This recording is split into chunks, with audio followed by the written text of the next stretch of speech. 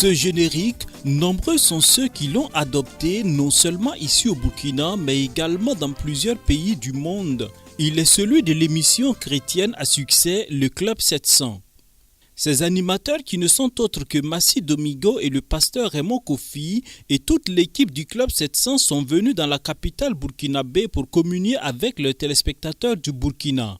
Occasion choisie pour rendre visite à la télévision CVK, leur partenaire, et nous replonger dans les origines de cette émission créée par le pasteur Pat Robertson depuis déjà 60 ans. Il y a 60 ans, le fondateur de la télévision CBN, qui veut dire Christian Broadcast Network en anglais, puisqu'il est américain, le docteur Pat Robertson, a reçu l'appel pendant qu'il était avocat d'affaires. Il a reçu cet appel de Dieu, il s'est donné à Dieu et Dieu lui a dit « Je vais t'utiliser pour ma gloire ». Et il a dit, bon Seigneur, je suis à ton écoute. Et comme notre Dieu est tout puissant, il lui avait donné le talent de savoir parler, mais il ne savait pas ce que c'était que la télé et la radio. Donc, c'est comme ça que Dieu lui a dit, je veux pour ma gloire une radio, une télévision, et tu vas faire des émissions pour glorifier mon nom, pour que les gens sachent que moi, Dieu, j'existe et je fais des miracles. Donc, il a commencé cette émission en réunissant quelques personnes pour parler de l'évangile, annoncer la bonne nouvelle. Mais c'était difficile parce qu'il fallait les moyens pour toute la technicité du programme. Donc il a demandé à des gens quelles sont les premières personnes qui peuvent investir dans le royaume de Dieu. Et il a eu 700 personnes.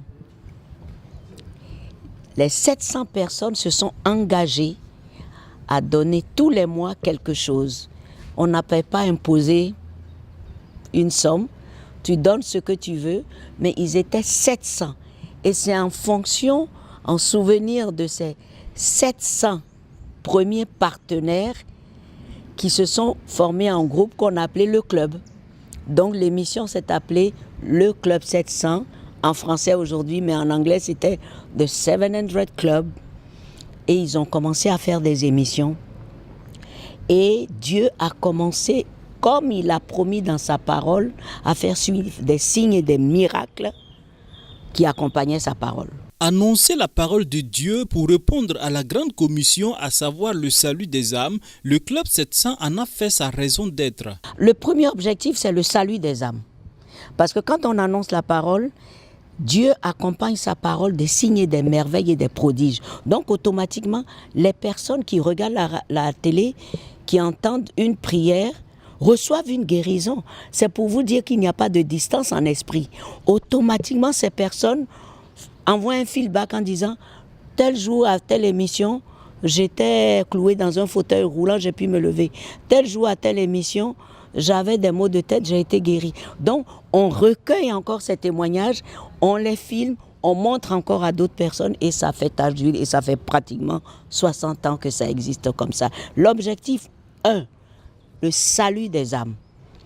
Ensuite, le changement des cœurs, la circoncision des cœurs. Suivre Dieu, ce n'est pas aller à l'église, c'est obéir à sa parole. C'est suivre ses perspectives. Jésus a dit, si vous m'aimez, obéissez à mes commandements. Donc, obéir aux commandements de Dieu, ça ne doit pas être un fardeau. Ça doit être le signe de notre amour à Dieu. Des témoignages de vie transformées et restaurées, l'équipe du Club 700 en enregistre à travers le monde. Nous étions au Togo, comme nous sommes venus ici au Burkina, nous étions au Togo pour faire des émissions et nous étions au bord de la plage et on voit une dame qui traverse en courant, qui a failli se faire renverser par une voiture. Elle est venue rapidement et puis elle m'a serrée, elle est tombée sur moi, donc j'étais étonnée parce que je ne la connais pas. Elle me dit, vous ne me connaissez pas, c'est vrai, mais à cause du Club 700, je ne me suis pas suicidée un jour. Donc on était étonnés, elle dit oui, j'étais devant ma télé, je traversais un grave problème, je ne savais pas comment faire et j'avais pensé au suicide. Et le Club 700 était en train de passer et puis j'ai levé les yeux pour regarder et le pasteur a fini de prêcher et puis tout d'un coup, vous avez pointé votre doigt en disant, toi qui me regardes, toi qui nous regardes, quel que soit le problème que tu as, sache que Jésus-Christ est la solution à ton problème. Fais-lui confiance et tu verras sa gloire.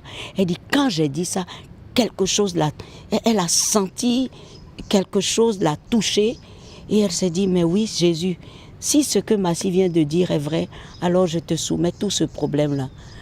Et dès qu'elle a dit ça, les idées de suicide l'ont quittée et le Seigneur a réglé le problème d'une manière qu'elle-même elle ne comprend pas jusqu'à ce jour. Et elle a cherché à nous contacter et tout. Alors pour moi, ça n'a pas de prix pour le bonheur. Et il y en a des milliers comme ça, des gens qui me disent, à cause de votre émission, j'ai donné ma vie à Jésus. Mais les anges se réjouissent dans les cieux chaque jour qu'on entend ça. Vous voyez, lorsqu'une jeune fille, par exemple, vous appelle à 2h du matin, dit, je suis en train de suivre l'émission du Club 700 à 2h du matin. Je dis, 2h du matin? Mais qui passe l'émission à 2h du matin? En fait, les chaînes de télévision qui diffusent le Club 700 ont la liberté de diffuser ces programmes à des heures qui les convient, parce qu'il y a même des rediffusions. Et un jour comme ça, c'est une jeune fille qui suivait, et à 2h du matin, elle appelle, mon téléphone sonne. Et comme je sais déjà que à n'importe quel moment où mon téléphone sonne, c'est quelqu'un qui est dans le besoin. Pasteur, je suis en train de suivre l'émission et je voudrais me suicider. Mais en suivant l'émission, j'ai été stoppé par une parole que vous avez dite. Et là, de 2h à 4h30 du matin, il fallait tenir cette fille dans la parole. Et autour de 10h du matin, elle m'a dit, je ne me suis plus suicidé, maintenant j'ai donné ma vie à Jésus. Voilà un peu le retour que nous avons lorsque les gens suivent les émissions du Club 700. Et c'est comme ça chaque jour, 24 heures sur 24. 24 heures sur 24. Et il faut prendre soin de ces personnes. Il faut les donner des conseils. Il faut les orienter vers quelqu'un d'autre ou bien d'autres personnes, parce que je ne peux pas le faire seul. Personne ne se suffit pour faire le travail de Dieu seul. Donc il y a des pasteurs à travers le monde. D'abord au Cameroun où je vis, nous travaillons en collaboration avec les églises. C'est-à-dire CBN ou bien le Club 700, ce n'est qu'un bras qui travaille avec l'église. CBN n'est pas une église.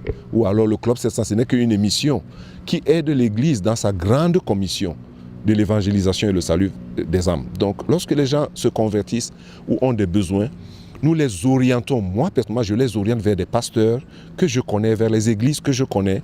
Et ils sont pris à la charge par ces églises avec des pasteurs qui continuent l'œuvre de suivi et ces gens intègrent l'église. Le Club 700, c'est aujourd'hui plusieurs milliers de partenaires à travers le monde qui soutiennent l'œuvre de Dieu dans l'évangélisation. Ils ont commencé avec 700, mais aujourd'hui c'est des milliers dans le monde entier qui soutiennent cette émission. Et nous, notre désir, c'est que le monde francophone qui n'a pas cette habitude d'investir dans le royaume de Dieu puisse commencer aussi à le faire. Parce que nous faisons des émissions au Club 700, c'est vrai, mais nous nous occupons des veuves, les orphelins, nous nourrissons les gens qui n'ont pas les moyens. Quand il y a des désastres, nous courons, nous envoyons des médecins soigner gratuitement dans les villages reculés, avec l'évangélisation aussi. Donc, tout ça, c'est des moyens financiers. Donc, ces 700 personnes, c'était il y a 60 ans, mais d'autres se sont ajoutées et d'autres s'ajoutent tous les jours. Moi-même qui suis animatrice de l'émission, je fais partie des partenaires. Je fais donner tous les mois quelque chose parce que c'est l'œuvre de Dieu. Et nous encourageons. C'est un appel vraiment qui vient tout droit de mon cœur. Nous encourageons les francophones, en particulier les Africains, à investir dans l'œuvre de Dieu. Ce n'est pas une affaire de quand je serai riche ou quand j'aurai plus de moyens. Vous pouvez commencer avec 500 francs, avec 200 francs et être assidu en disant tous les mois je vais donner mes 500 ou mes 200 ou mes 1000 francs, comme vous voulez, parce que quelque part sur ce continent africain, nous faisons beaucoup. Et l'argent souvent ne vient pas des Africains. Il faut que les Africains apprennent à donner. On a toujours tendu la main pour recevoir. N'est-ce pas peut-être un signe selon Dieu qui dit « Donnez et vous recevrez ». Nous donnons difficilement et nous avons vu notre climat économique et social. Apprenons à donner, apprenons à partager. Et le meilleur investissement, c'est investir dans le royaume de Dieu. Je peux vous l'assurer. Diffusé sur plus de 140 chaînes de télé dans plus de 25 pays francophones, le Club 700 est un mélange d'interviews, de musique, de témoignages et d'enseignements bibliques qui offre au quotidien un réconfort pour des milliers de téléspectateurs dans le monde.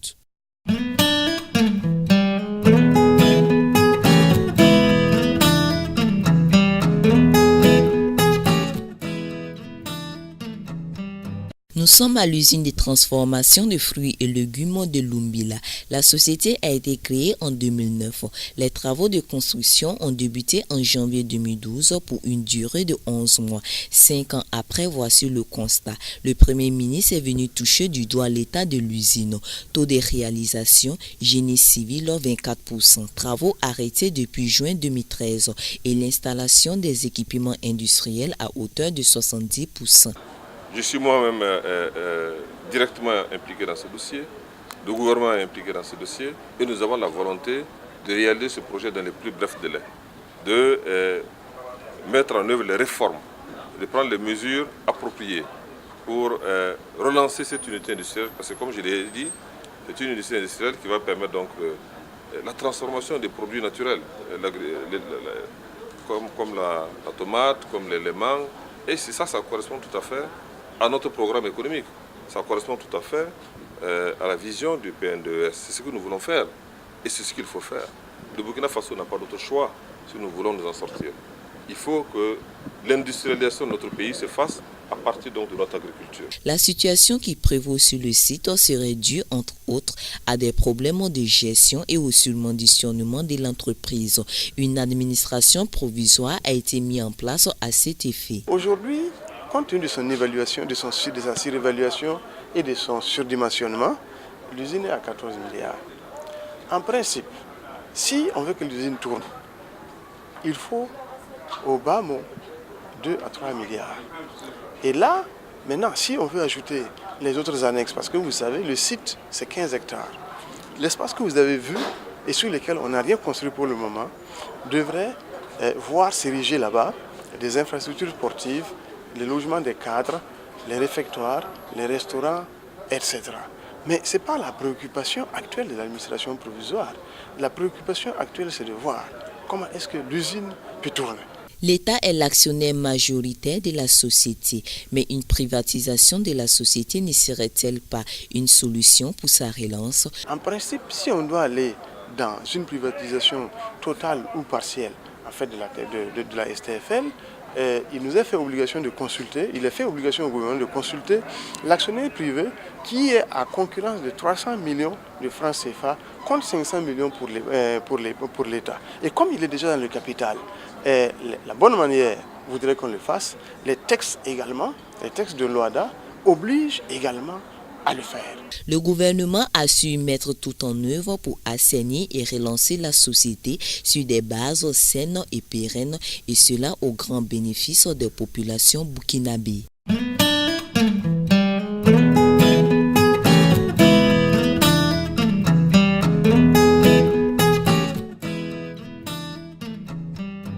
Plus de 67 milliards de francs CFA seront reversés au Burkina Faso pour servir dans les domaines de l'eau, de l'assainissement, de l'agriculture et de la décentralisation. C'est le résultat des journées de négociation qui a eu lieu entre les représentants de la République allemande et ceux du Burkina Faso. Un résultat présenté au Premier ministre Paul Kabatieba au cours de cette audience. Nous avons voulu informer Son Excellence le Premier ministre des résultats des négociations germano-burkinabées des 2 dernières journées, des négociations très très fructueuses, très constructives, menées dans une affaire de confiance sur notre collaboration économique des trois années à venir. Donc on a pu trouver que les résultats de la coopération dans le passé étaient vraiment formidables. On s'est mis d'accord de continuer dans les grandes lignes de notre coopération, ça veut dire dans les lignes d'eau, assainissement d'eau, agriculture et la décentralisation aussi dans le futur. Et on s'est mis d'accord sur le montant. Pour les 3 ans à venir, on va verser la somme de 67 milliards, un peu plus que cela, de francs CFA pour ces secteurs. En même temps, on a discuté avec le Premier ministre sur les grandes lignes aussi de notre collaboration, ça veut dire aussi sur d'autres programmes, parce qu'il faut dire que ces 67 milliards ne sont que le top du iceberg. Donc il y a beaucoup plus que l'Allemagne fait avec ses partenaires, avec l'Europe. Il y a aussi une initiative qui s'annonce germano-française pour le Sahel. Et dans ce contexte, on va mobiliser des fonds et des énergies pour mieux stabiliser la région et certainement aussi pour mieux travailler ici au Burkina. Et dans ce contexte, l'Allemagne va aussi essayer d'attirer par le voie de cette collaboration l'Europe et les institutions européennes pour faire plus. Pour nous, la coopération avec le Burkina Faso est extrêmement importante parce que votre pays a fait des changements importants, très encourageants. Et puis pour nous, c'est une très bonne base d'être de vos côtés pour avancer le chemin que vous avez entamé. Je crois, comme l'ambassadeur a dit, il est important qu'on ne fasse pas ça en coopération bilatérale seulement, que nous, on prenne notre influence dans les institutions internationales comme la Banque africaine de développement, comme la Banque mondiale, mais surtout l'Union européenne, qu'on mobilise davantage de fonds pour les projets de votre pays à travers notre position dans toutes ces institutions. Je crois que ça c'est important aussi parce que nous, en bilatéral et vos besoins en financement, on ne peut jamais tout satisfaire. Alors il faut trouver ensemble le levier pour amener d'argent, de financement pour tous les besoins qui se présentent au Burkina. Et là aussi, on pense aussi à l'investissement privé, parce que l'investissement privé est aussi nécessaire pour compléter la fourniture en énergie, en infrastructure, etc.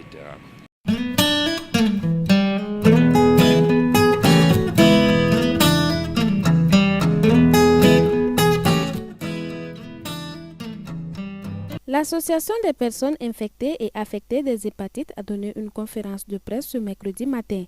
Le but de cette rencontre avec les hommes de médias était d'assurer le relais de l'information au niveau du public sur la maladie et les activités que la dite association organise dans le cadre de la Journée mondiale de la lutte contre les hépatites prévue le 28 juillet prochain.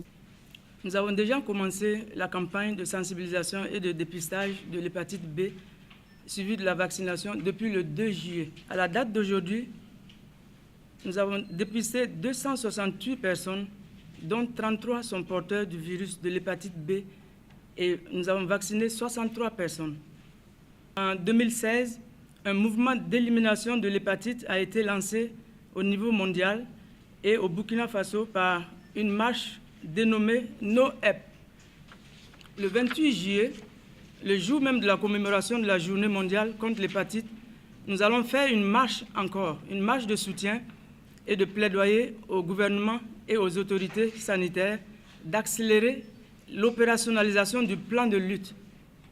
Cette marche, dénommée cette fois-ci No Hep, No Excuse, est un signal fort à l'endroit des décisions.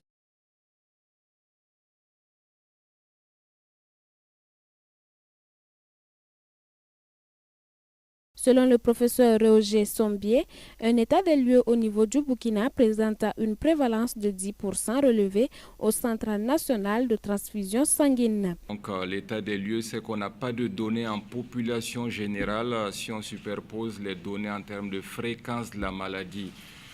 Dans la population, ce sont les données qu'on a au niveau de la banque de sang. Donc, depuis des années, c'est en moyenne 10%, c'est-à-dire si vous prenez 100 donneurs de sang, il y a 10 malades donc, qui vont être infectés et ces proches ne vont pas être retenus. Au contraire des pays occidentaux, la fréquence de la maladie est moins de 1% dans la population. C'est une maladie qui est évitable. On sait que c'est lié à un germe, un virus. Et c'est une maladie pour laquelle le vaccin existe depuis 1981. C'est le premier vaccin anticancéreux donc, qui a été mis en place. Et donc on peut l'éviter et malheureusement jusqu'à présent, nous on voit ça au quotidien. Et à ce niveau, je crois que dans la littérature, preuve en a été faite. En Asie, les Taïwanais ont démontré qu'en ayant un plan rigoureux de vaccination depuis la naissance, En 10 ans, ils ont divisé par 2 la fréquence du cancer du foie qui survenait chez les enfants. Donc nous, on vient de commencer le vaccin depuis 2010. Le plan n'est pas parfait. Les enfants sont vaccinés à partir de 6 semaines. Donc il faut modifier ce plan pour les vacciner au plus tôt dans les premières 24 heures, suivant donc la naissance de bébé. Une des particularités en Afrique, c'est quoi? C'est que l'infection survient très tôt dans la famille, dans la vie. C'est la maman qui est porteuse, qui transmet le virus à ses enfants, sans que donc elle ne soit au courant. On aura une longue durée d'infection, donc ce qui va aboutir à un cancer du foie qui va survenir très jeune chez les patients. L'hépatite A est une maladie silencieuse dont le virus se proclame locataire du foie de sa victime et ne souhaite être dérangé en aucun cas. Le virus de l'hépatite B, c'est silencieux, ça ne fait pas de bruit. Les malades vont porter le virus toute la vie, la majorité n'auront aucun symptôme. Ils vont vivre avec le virus sans avoir de problème. Ceux qui vont venir consulter parce qu'ils sont déjà malades, c'est trop tard. Ils vont mourir, donc pour la plupart. Donc, au contraire du VIH, où les symptômes sont multiples, ça se voit sur le visage, les malades maigrissent. C'est une maladie en fait qui est silencieuse. Sa complication la plus redoutable, c'est le cancer du foie. Donc, en clair, dans le service de gastro-entérologie dans lequel je travaille à Algado, c'est le premier motif d'hospitalisation au quotidien. Donc, c'est plus de la moitié, voire 70% des malades hospitalisés. Donc, avec des diagnostics qui surviennent donc trop tard, maladie trop évoluée, avec quasiment donc pas de possibilité de traitement curatif. Et c'est valable dans toute l'Afrique subsaharienne. Et à ce niveau, la survie des malades, ça va être moins de 3 mois. Les hépatites B et C, s'informer et s'engager à les combattre, c'est sous ce thème qu'aura lieu la célébration le 28 juillet prochain de la Journée mondiale de lutte contre les hépatites A, maladie silencieuse qui attaque le foie. Cependant, ce mal peut être prévenu ou même guéri. Il faut juste se dépister à temps et administrer les vaccins nécessaires à temps.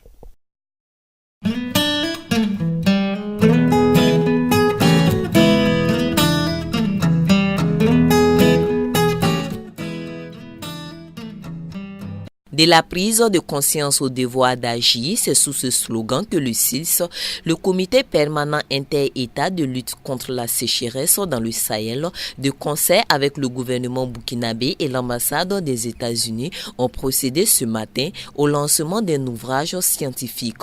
Cet ouvrage constitue un document de référence et de capitalisation.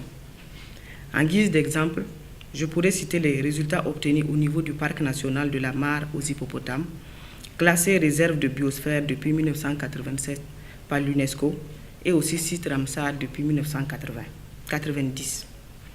Mesdames et messieurs, cet atlas constitue aussi un véritable support de plaidoyer pour plus d'investissement dans la gestion des ressources naturelles. Ce présent atlas, intitulé Les paysages de l'Afrique de l'Ouest, une fenêtre sur un monde en pleine évolution, a pour but d'inciter tant à la protection des ressources naturelles de la sous-région qu'à la création des richesses et de l'emploi. Il nous revient maintenant, à nous tous, y compris la presse, d'exploiter, comme l'a dit la directrice générale, ce document parce qu'il couvre toute l'étendue des territoires de nos 17 pays. Et nous savons exactement où se trouve le problème et le niveau des problèmes avec les populations qui en souffrent.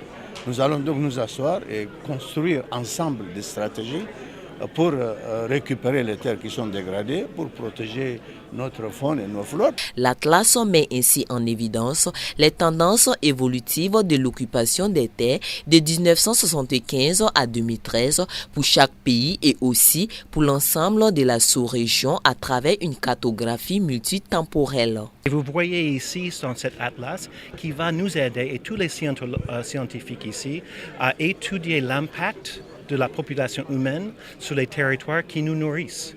Et nous voulons étudier ça et rassembler les gros cerveaux qui sont dans cette salle pour trouver des solutions pratiques pour bien protéger l'environnement et bien protéger ceux qui nous donnent la vie. C'est notre chère terre. Et c'est pour cette raison que je suis content d'être ici parmi ces formidables partenaires.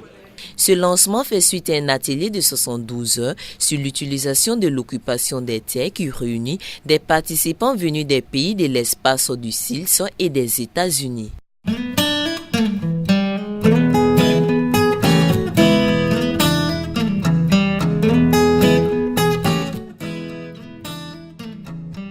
Aujourd'hui, c'est la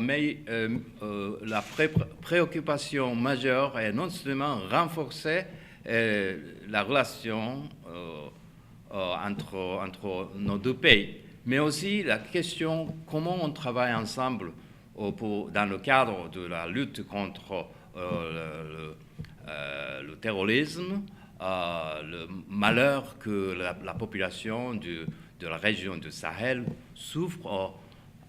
Voilà, donc tout ce que on a l'intérêt commun entre nos deux pays. Aujourd'hui, avec Son Excellence, nous avons fait une discussion de caractère bien profonde. Comment pourrait-on travailler ensemble pour le développement et pour la stabilité politique de cette région. Ce n'est pas directement abordé parce que nous allons avoir un TICAD ministériel le mois prochain. Peut-être l'agenda pourrait être fixé à cette occasion-là. Et aussi, mais au niveau du sommet, ça c'est fixé dans l'année 2019. Donc, je suis très reconnaissant que le président de la République de Faso a participé à tous les sommets qui ont lieu au Japon ainsi qu'à Nairobi l'an dernier. Et donc, j'espère bien que nous pourrons travailler ensemble pour développer nos relations dans le cadre du TICAD.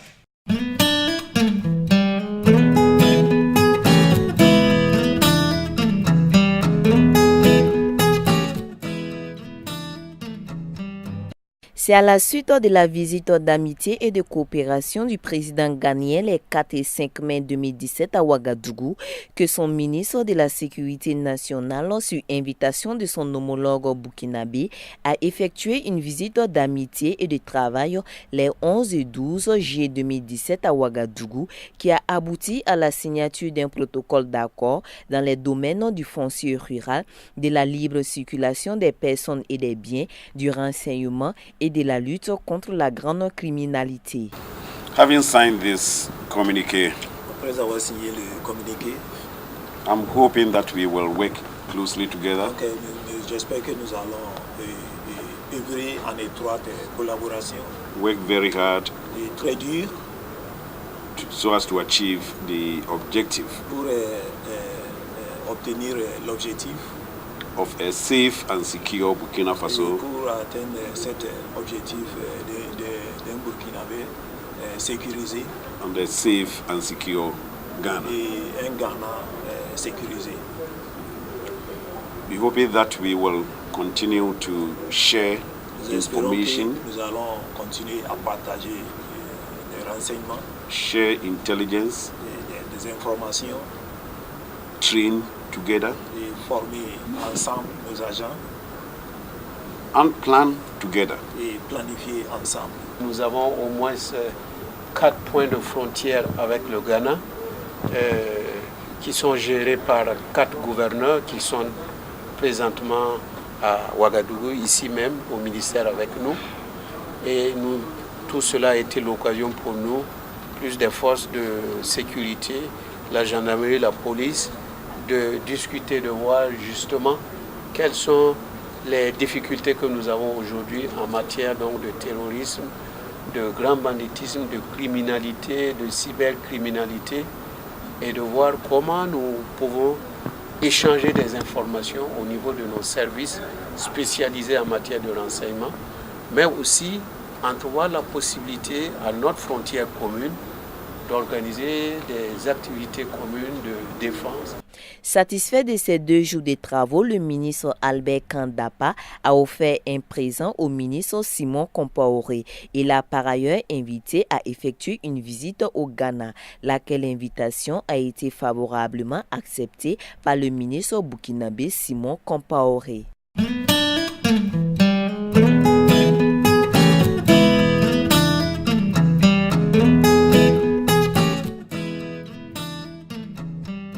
nom du président de la Chambre de commerce et d'industrie du Burkina Faso, je vous déclare officiellement installé dans vos fonctions de membre du comité de pilotage et de l'équipe technique du Forum Africalia 2018.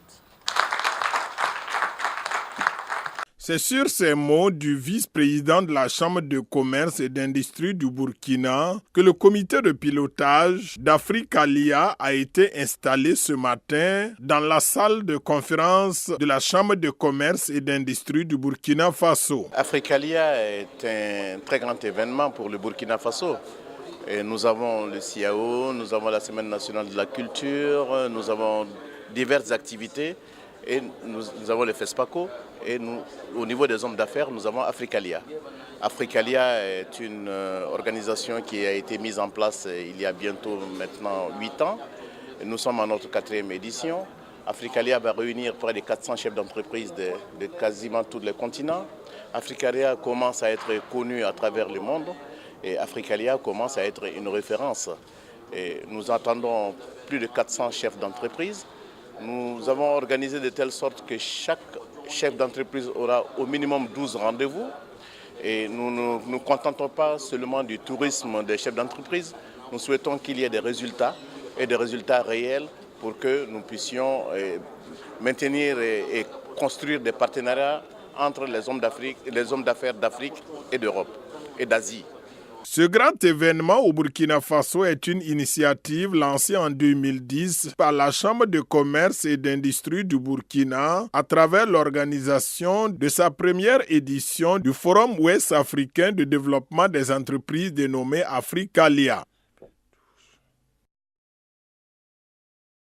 Tout d'abord, je voudrais remercier le président Ouagadougou pour avoir fait confiance à ma modeste personne à ce poste de président du comité de pilotage et vous dire que le comité est composé de personnalités assez compétentes et nous pensons dans ce comité pouvoir organiser avec beaucoup de sérieux Africalia 2018 qui aura lieu normalement en février et ce comité aura pour objectif non seulement d'installer les points focaux dans nos ambassades, de stimuler les entreprises des 4 coins du monde et atteindre l'objectif des 400 entreprises en février prochain au Burkina Faso. Ce comité a pour mission de piloter l'organisation de la 5e édition d'Africalia qui se tiendra du 21 au 23 février 2018. L'objectif pour cette édition est de réunir plus de 400 chefs d'entreprise d'une vingtaine de pays pendant 2 jours à Ouagadougou et leur organiser des rendez-vous d'affaires dans une ambiance conviviale.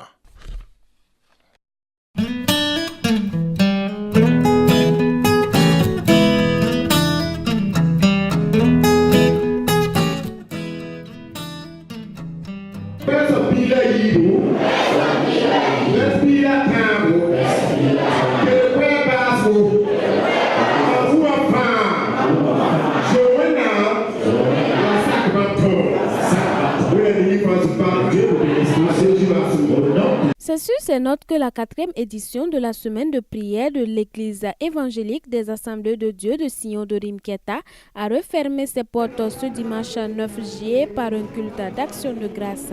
6 jours durant, le peuple de Dieu de la sous-région de Boulmurou Nord a été restauré et édifié à travers des enseignements dans la matinée et des moments de prière en plein air dans la soirée. Pendant la semaine de prière, nous avons vu un engouement des églises sœurs qui sont venues nous soutenir financièrement, moralement, spirituellement. Pour la 5e édition de l'année 2018, nous pensons que nous allons encore nous organiser davantage dans l'amour fraternel. Et nous pensons qu'il y aura encore plus d'engouement autour de cette semaine de prière. Et nous pensons mobiliser plus de sous pour la semaine de prière à venir. Parce que cette semaine de prière, comparativement à celle de l'an passé, celle-là a été grande. Donc, nous voyons que d'année en année, nous sommes en train de grandir. Donc, nos perspectives sont de faire en sorte que les années à venir, nous puissions avoir une grande organisation. Le thème principal de cette édition était tiré du chapitre 62 du livre d'Ésaïe au verset 1 et le pasteur principal de l'église de Sion de Rimketa, Josué Nana, de faire un briefing des enseignements reçus. On a eu des pasteurs qui se sont donnés à fond. Ils ont parlé de Sion, la restauration de Sion, Sion qui avait un peu dévié de la voie de l'Éternel. Et par la grâce de Dieu, ils ont crié à l'Éternel et le Seigneur les a exaucés. Ils ont été restaurés, qui veut dire que Israël a reçu son salut. Et l'Éternel dit, pour l'amour de Sion, je ne me tairai pas. Pour Jérusalem, je ne prendrai pas de repos jusqu'à ce que son salut paraisse. Qui veut dire que le thème a été bien développé et les gens ont reçu cette restauration de l'Esprit de Dieu. C'est vraiment une grande joie pour nous. Et la semaine de prière se clôture dans la grâce et dans la bonté de l'Éternel. Parce que le Seigneur nous a visités et nous sommes vraiment fiers. Les gens ont été restaurés par la puissance de Dieu. Plusieurs orateurs étaient encore au rendez-vous pour cette année et nombreux étaient ces groupes qui ont assuré le volet louange et adoration. Rendez-vous est maintenant pris pour la 5e édition en 2018.